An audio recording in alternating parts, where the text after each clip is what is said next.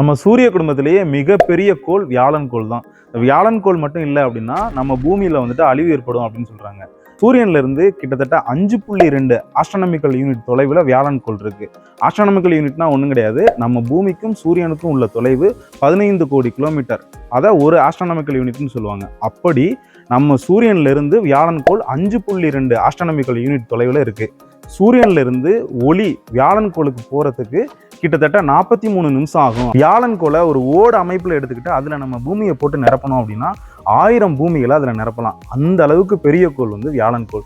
வியாழன் கோள் தன்னைத்தானே ரொம்ப வேகமா சுத்தும். அதாவது 9.9 மணி நேரத்துல அது ஒரு தடவை தன்னைத்தானே சுத்திக்கும். கிட்டத்தட்ட 10 மணி நேரம். வியாழன் கோளோட சாய்வு கோணம் ரொம்ப கம்மி தான், அதாவது வெறும் 3 டிகிரி தான். கிட்டத்தட்ட இது வந்துட்டு ஒரு நிமிர்ந்த கோள் அப்படின்னு சொல்றாங்க.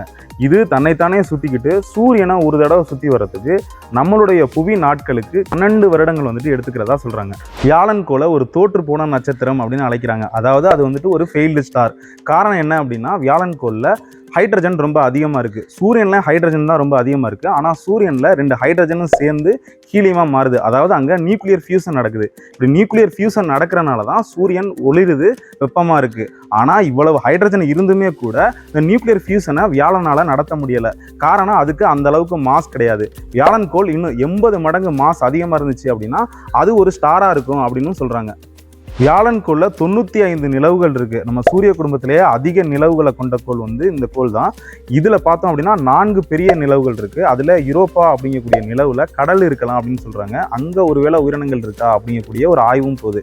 வியாழன் கோளை வாயேஜர் 1 வந்து போட்டோ எடுத்தது. அதுல பார்த்தோம் அப்படின்னா வியாழன் கோளுக்கு ஒரு லேசான வளையம் இருக்கிறத வந்து கண்டுபிடிச்சிச்சு. இதுக்கு காரணம் என்ன அப்படின்னா நிலவுகள் மேல ஏற்பட்ட விண்கர் மோதலால அதுல ஏற்பட்ட தூசிகளால இந்த லேசான வளையம் உருவாயிருக்கலாம் அப்படின்னு சொல்றாங்க. வியாழன் கோள் நம்ம பூமி மாதிரி ஒரு உறுதியான நிலப்பரப்பு கொண்ட ஒரு திடமான கோள் கிடையாது. அது வந்து ஒரு வாயு கோள்.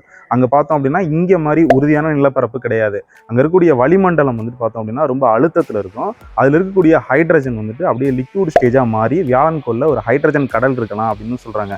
வியாழன் கோள்ல பயங்கரமான காற்று வீசும், புயல்களும் அங்க வீசிக்கிட்டு இருக்கு. அப்படிதான் ரெட் ஸ்பாட்னு சொல்லுவாங்க. இப்படி இது 100 ஆண்டு காலமா அந்த புயல் வீசிக்கிட்டு இருக்கு. இதை நம்ம நல்லாவே பார்க்கலாம். இதுல 2 பூமியை பொறுத்துற அளவுக்கு இந்த ரெட் ஸ்பாட் வந்துட்டு ரொம்ப பெருசு. வியாழன் கோளுக்கும் செவ்வாய் கோளுக்கும் இடையில பார்த்தோம் அப்படின்னா ஒரு விண்கற்கள் மண்டலம் இருக்கு. இதை தான் ஆஸ்ட்ராய்டு பெல்ட் அப்படின்னு சொல்லுவாங்க. இங்க எக்கச்சக்கமான விண்கற்களும் வால் நட்சத்திரங்களும் இருக்கு.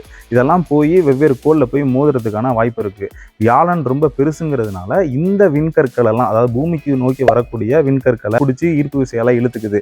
அதனால நம்ம பூமியிலிருந்து இந்த விண்கற்கள் வால் நட்சத்திரங்கள் இதெல்லாம் மோதுறத இது தடுக்கிறதுனால தான் வியாழன் கோள் நம்ம பூமியை பாதுகாக்குது அப்படின்னு ஆய்வாளர்கள் சொல்றாங்க.